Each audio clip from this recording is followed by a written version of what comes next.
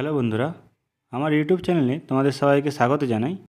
আজকে আমরা দেখব কিভাবে বাড়িতে বসেই নিজের মোবাইল ফোন থেকে ই শ্রম কার্ড অ্যাপ্লাই করতে পারবে।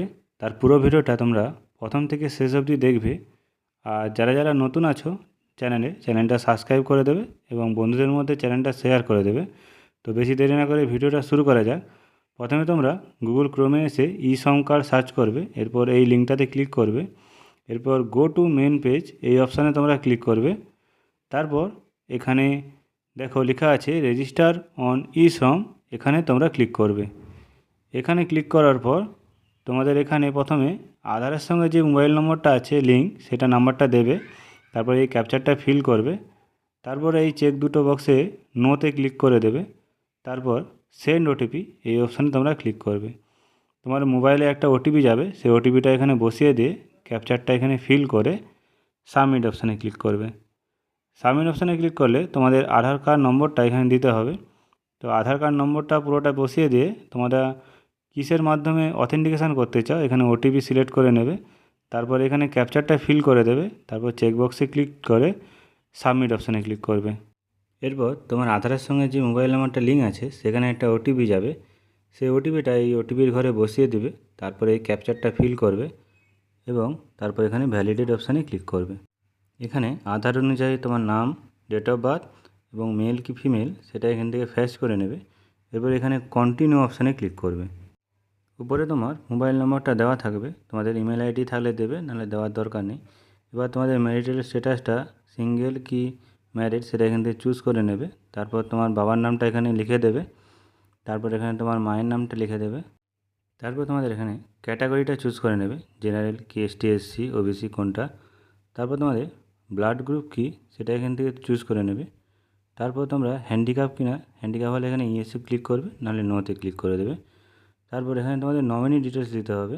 তো তোমরা যাকে নমিনি রাখতে চাও তার নামটা এখানে লিখে দেবে এবং তার ডেট অফ বার্থটা এখান থেকে চুজ করে নেবে। তারপর এখান থেকে তার জেন্ডারটা চুজ করে নেবে।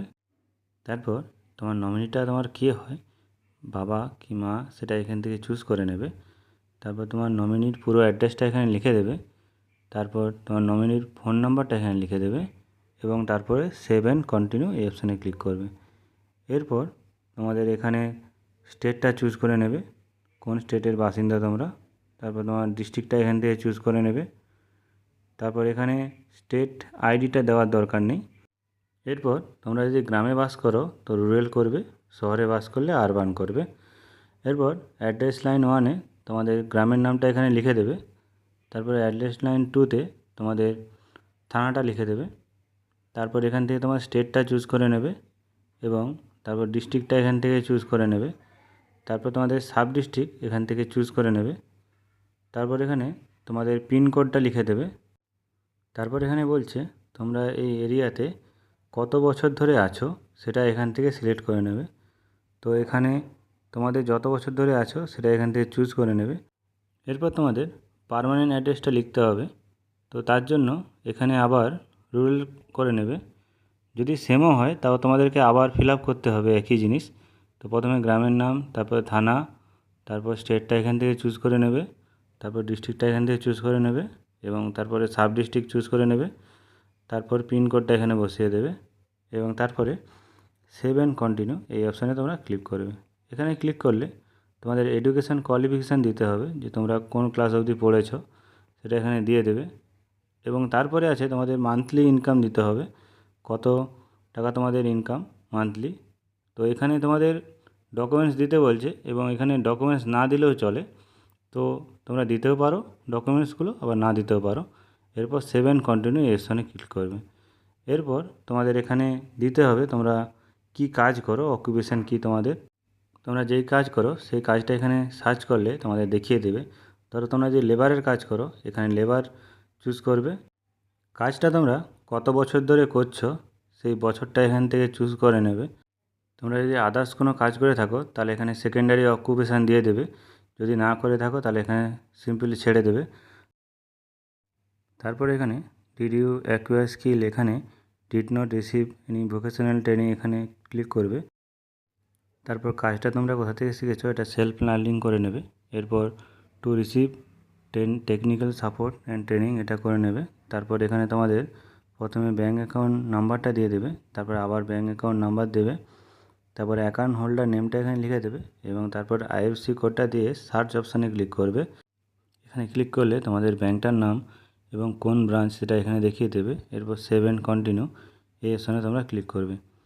এরপর পুরো ফর্মটা তোমরা ভালো করে দেখে নেবে।